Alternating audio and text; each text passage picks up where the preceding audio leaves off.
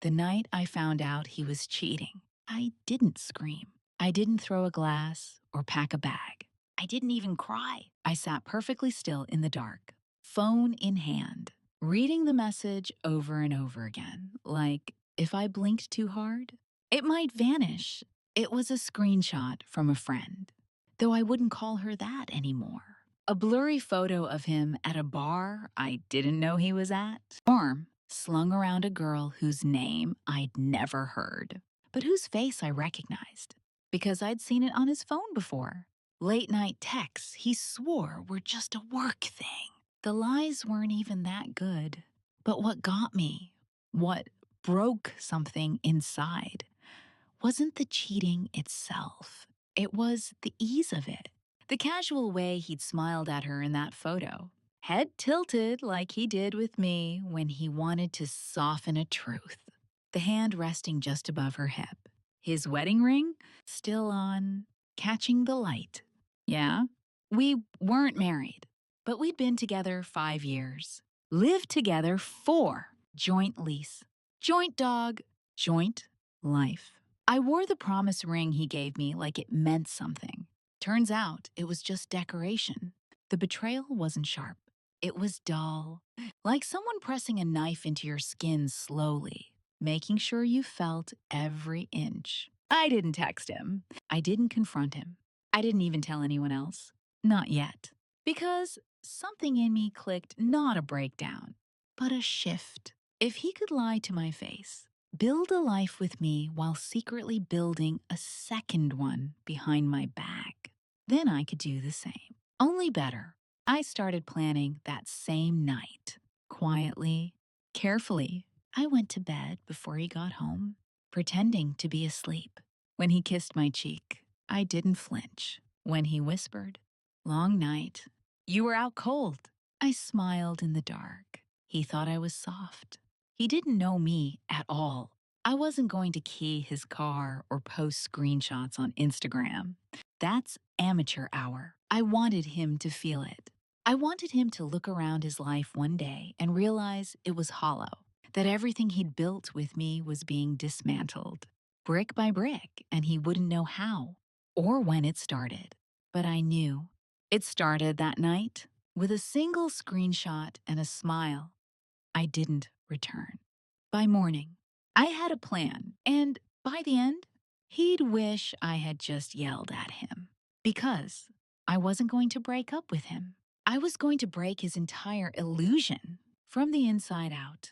The morning after was quiet, routine, exactly how I needed it to be. He was already in the kitchen making coffee, shirtless, humming like the weight of his betrayal wasn't sitting 2 feet away. I watched him from the hallway for a few seconds longer than normal, just absorbing the sheer gall of it.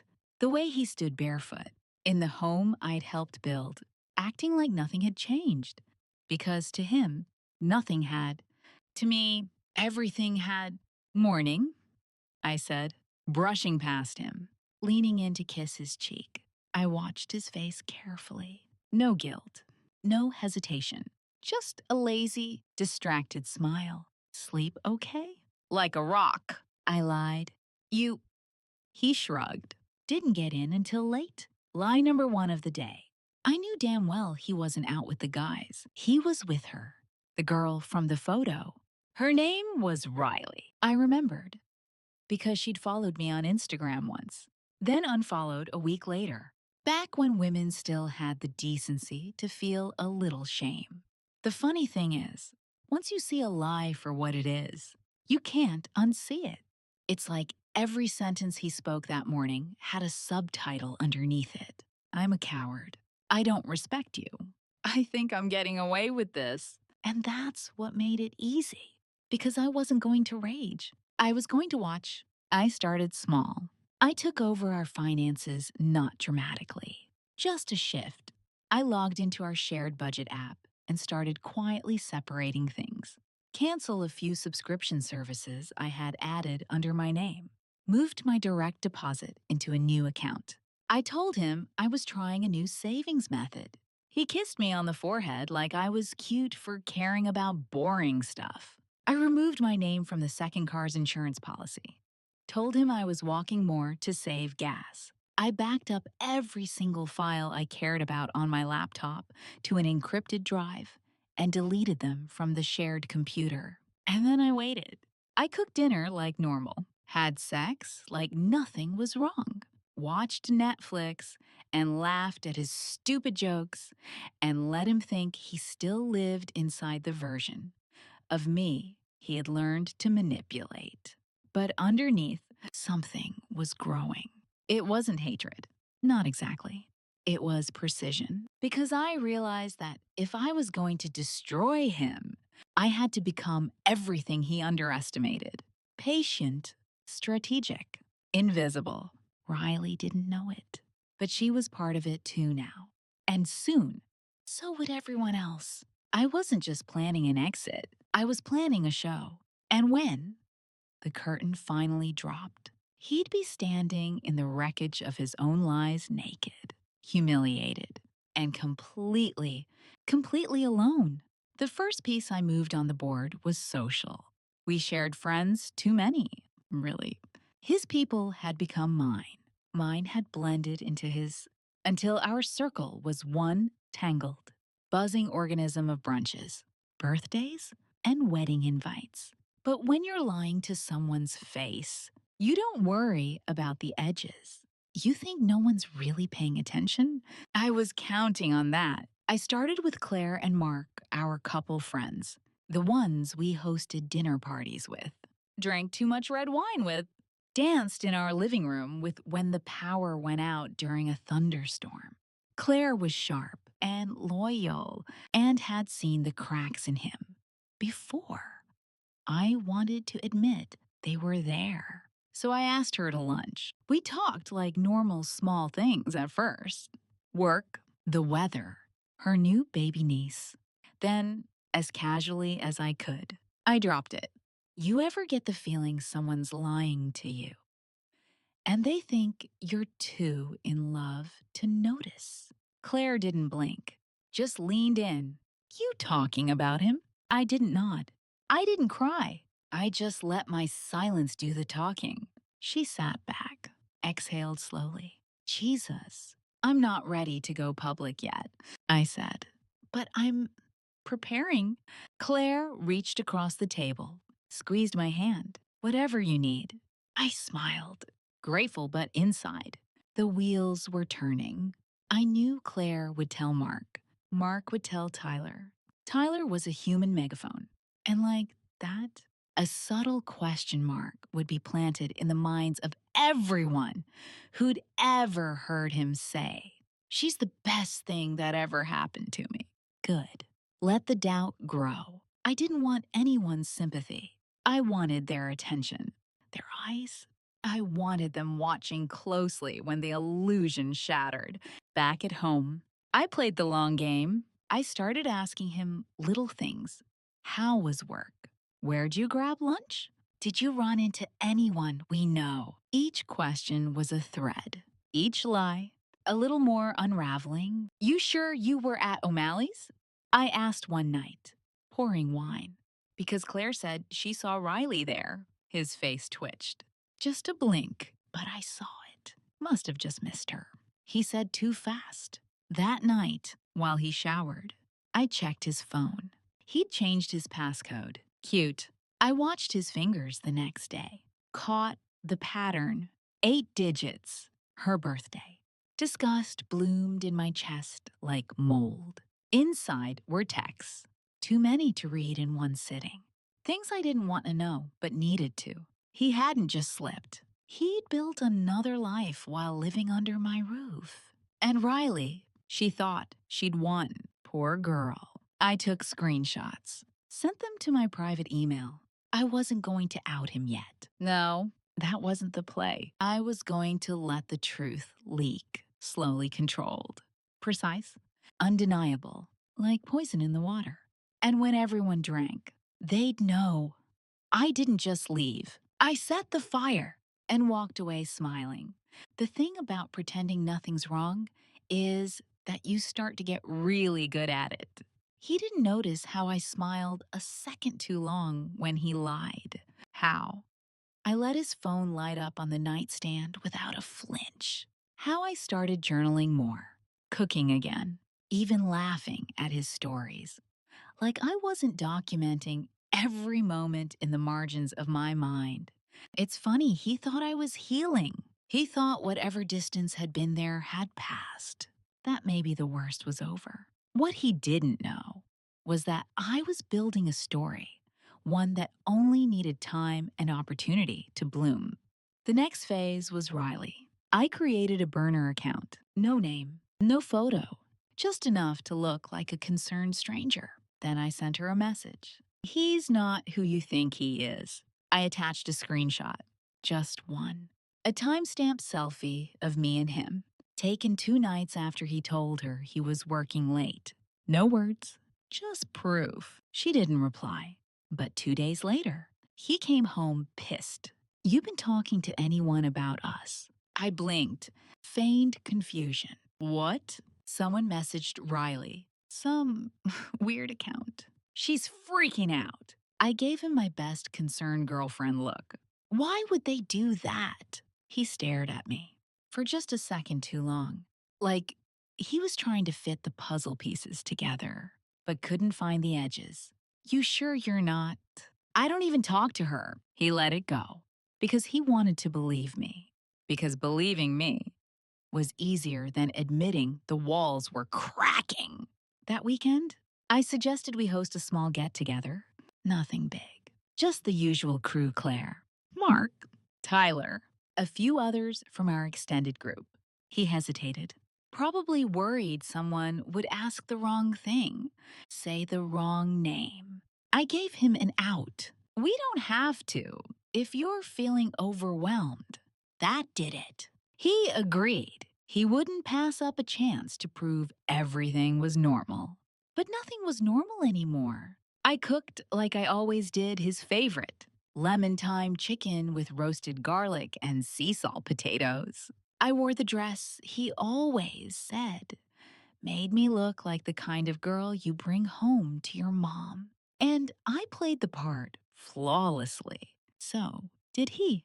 To everyone else, we were golden.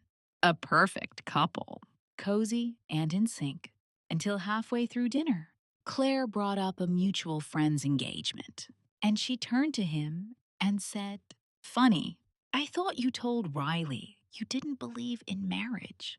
The room froze for half a second, just enough for the air to change. He choked a little on his wine.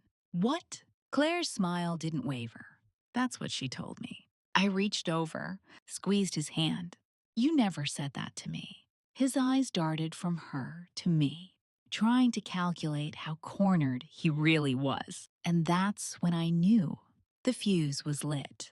The performance was over. And soon, the audience would rise. The fallout didn't happen all at once. That's the thing about implosions, real ones. They don't explode like movies. They splinter quietly, relentlessly. They start in a look, a pause too long, a conversation cut short, and then they echo 2 days after the dinner party. Claire texted me, "You okay?" I replied, simply, "Getting there." By then, the whispers had started. Tyler messaged me late that night, clearly buzzed and nosy. "Yo, was that Riley thing real? Like, real?" I didn't answer. I wanted him to stew in that space where curiosity meets guilt. But I did add a new contact to my phone. Riley. I'd waited until I had enough screenshots, enough receipts, enough indisputable timestamps, bank transactions, and location pings. I wanted her to see how layered his lies had been, not just to me, but to her. So I sent a single message. "Hi, I'm the other girlfriend. Or maybe you are. Either way, we need to talk." She didn't reply for a day. When she finally did, it was one sentence. I had no idea. I didn't feel vindicated. I didn't feel rage. I felt a weird, hollow throb in my ribs like grief, but uglier. Because I knew then she wasn't the enemy. Not really. She was just a girl who'd believed a man who smiled too easily. We agreed to meet. We didn't go for drinks. We didn't hug. We sat on opposite sides of a cafe booth, quiet, cautious, like we were survivors of the same wreck, trying to count the debris. She looked tired, not angry, just done. He told me you were crazy, she said after a while, that you were jealous, controlling. I nodded. He told me you were just a co-worker. She pulled out her phone, scrolled through months of texts. Some overlapped with his weekend trips, his guys' nights, even our anniversary. She looked at me with wet eyes. I feel so stupid. I shook my head. Don't. You're not. We weren't rivals. We were collateral. And now we were allies. Before we left, I asked her one question. Do you want him to pay? She blinked at me, then nodded. Slowly, once, good, I said. Then, here's what we're going to do. We laid it out in low voices. A plan. Clean. Ruthless. Timed like clockwork. She'd handle their side. I'd handle mine. And on the night of his birthday, his surprise party, the one I had been planning for weeks, we'd both show up. Together. With everything. He wouldn't know where to look. And neither would the friends he'd lied to, again and again, smiling the whole time like he'd never get caught.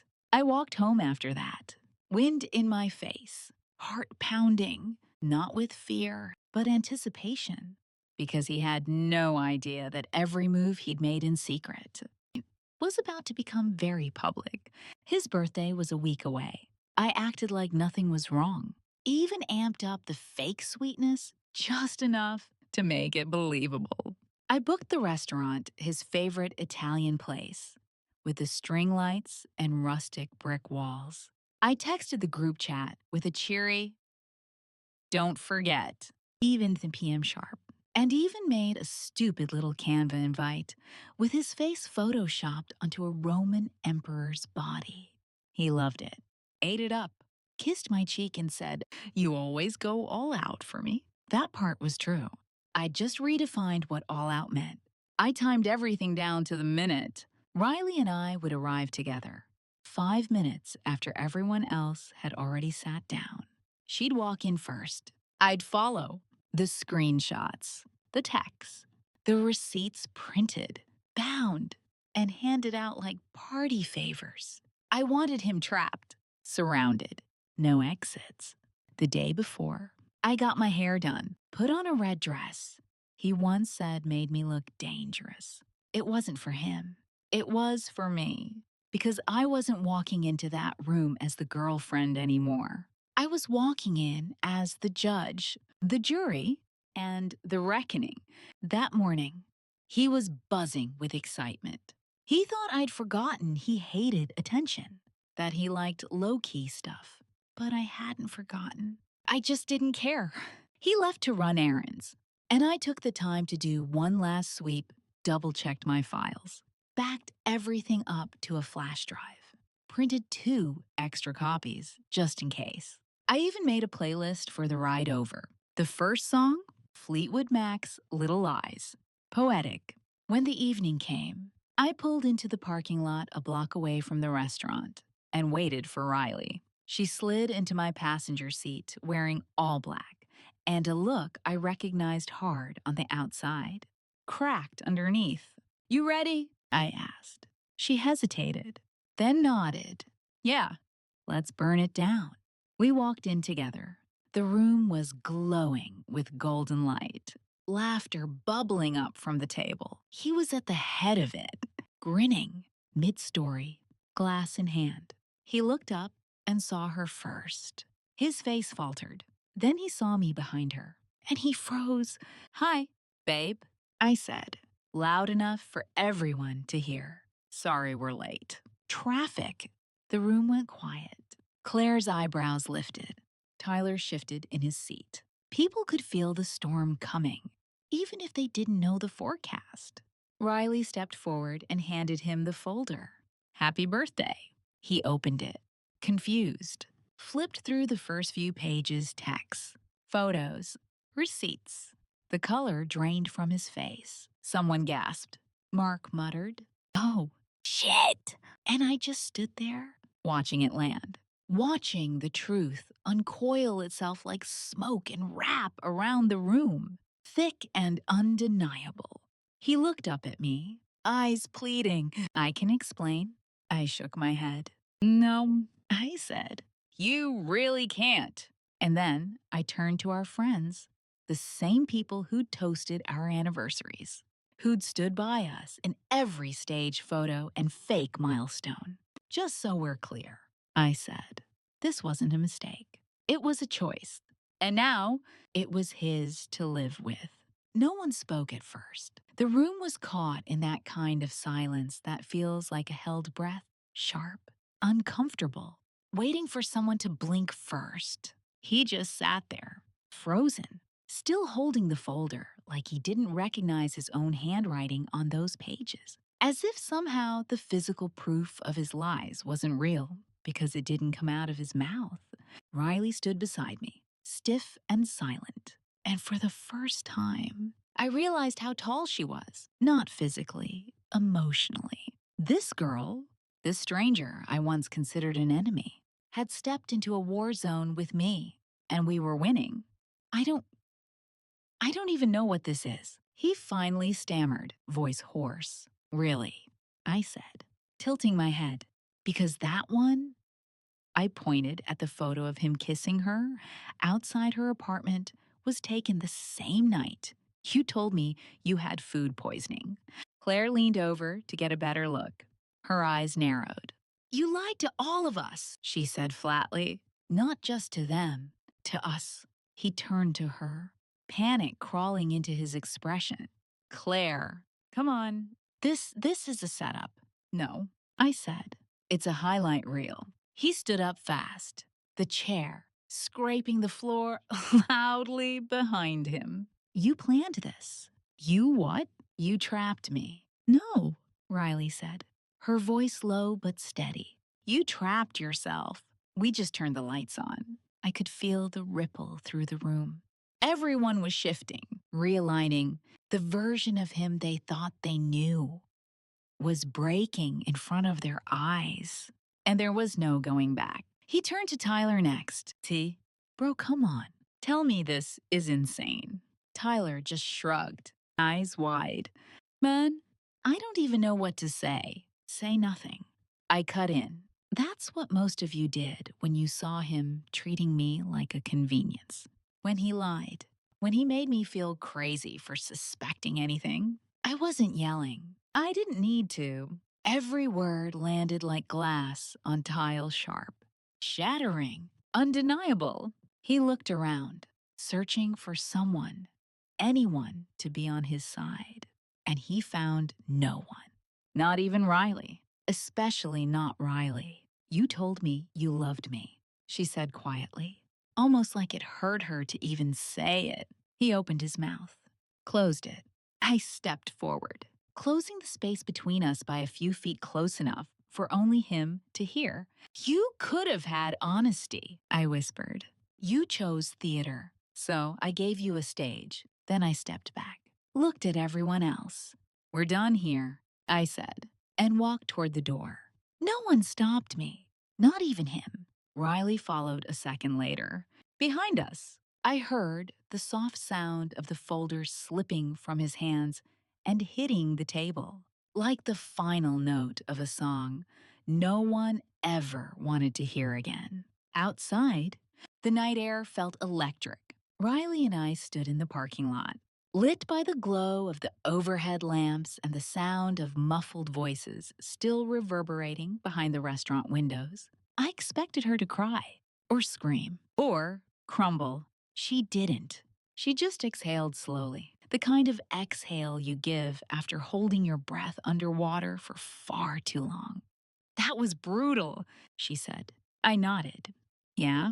It was. She looked at me, then really looked. Do you feel better? The question caught me off guard. I wanted to say yes. I deserved to say yes, but the truth sat heavier than I expected. I don't know yet, I admitted. She nodded like she understood, because she did. The lie wasn't just in his arms or on his tongue, it had been in our bones. And digging it out hadn't healed us. Not yet, but it had stopped it from spreading.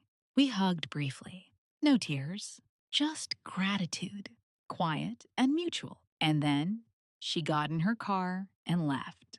I lingered, watched as our mutual friends trickled out, heads low, voices hushed.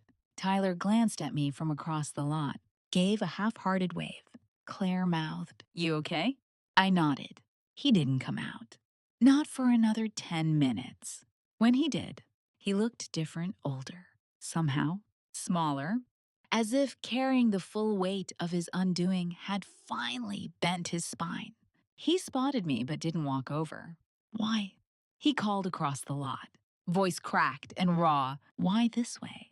I stared at him for a long second, then walked closer, stopping a few feet away. "You had 100 chances to tell the truth," I said.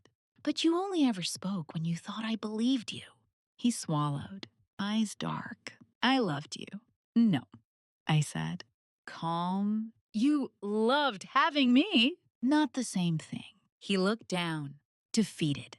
I stepped even closer. My voice dropped to something cold and intimate. "You thought I was weak, that I'd beg, or cry, or crumble.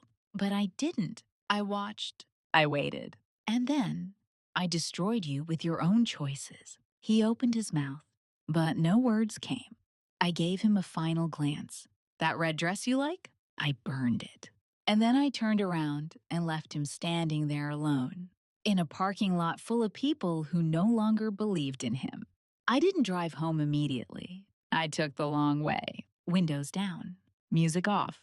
I wanted to hear the silence. Let it fill me! Because revenge didn't feel like fire. It felt like ashes. Still hot, still dangerous, but no longer consuming. I had scorched the lie, but now I had to live in what was left, and I wasn't sure what that looked like yet. The next morning, I woke up to the quiet kind of peace that doesn't feel like a reward.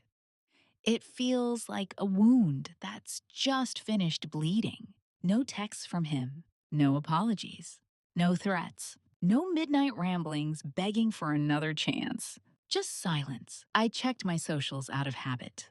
That's where the real fallout was happening. Claire had unfollowed him.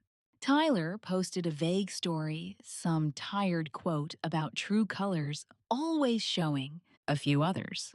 The ones who used to flood our posts with heart emojis and goals comments were suddenly quiet. I guess it's hard to know what side of the fence you're on when the fence is built from someone else's lies. I didn't post anything. I didn't need to. The story had already been told. Instead, I walked the dog. I cleaned the house.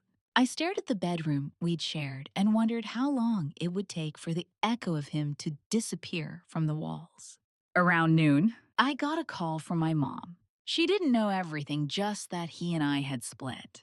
"You okay?" she asked, voice soft like she was trying not to press too hard. "I will be," I said, and I meant it. She paused. "I always liked him. You know." Until I didn't. I laughed for the first time in days. "That's fair. You've got a strong spine." "Baby," she said, "you always did.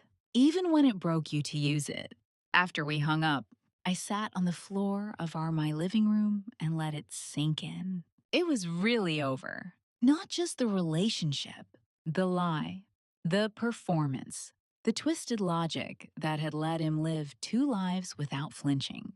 But it hadn't been free. I'd lost more than him. I lost time, years, gone in the name of loyalty. I lost trust in others, but mostly in myself. That sharp doubt that creeps in when you ask how you could have missed the signs. When you start to wonder if your intuition is broken or if love really can be blind.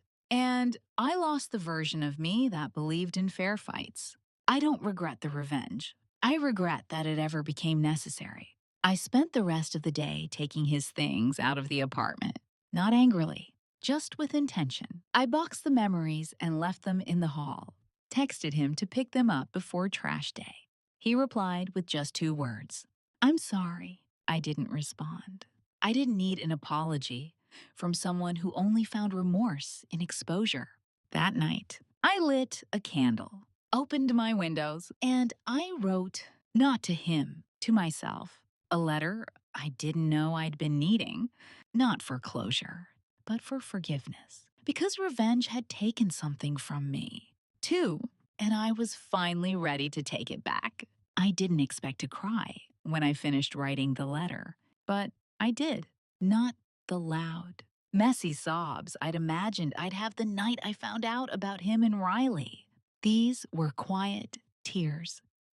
Grief, maybe, or release, or just the final pieces of something I'd carried for too long, slipping out of me in silence.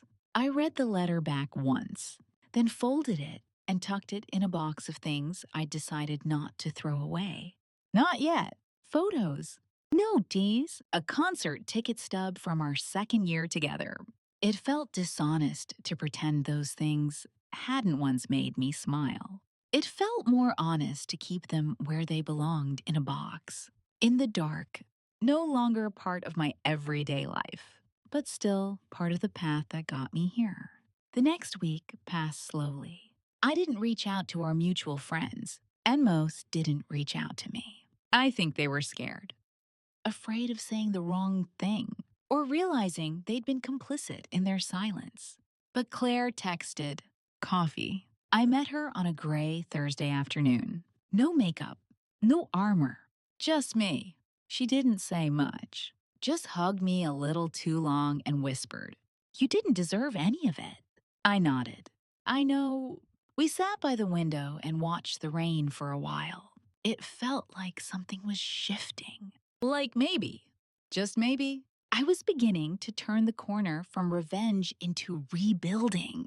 Do you ever regret doing it like that? She asked eventually. I thought about it, about the way he looked, surrounded by proof and faces and judgment. About how Riley and I walked out of that room with our heads high and our hearts still shaking. About the silence that had followed.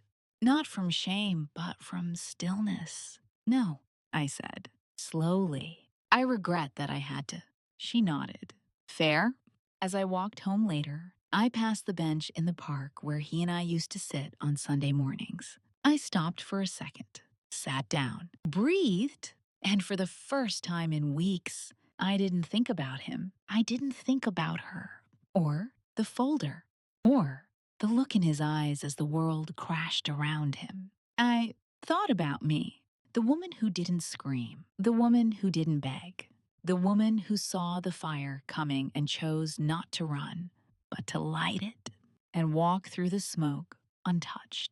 I stood up, kept walking, not because I'd left it all behind, but because I'd finally learned I didn't need to carry it with me anymore.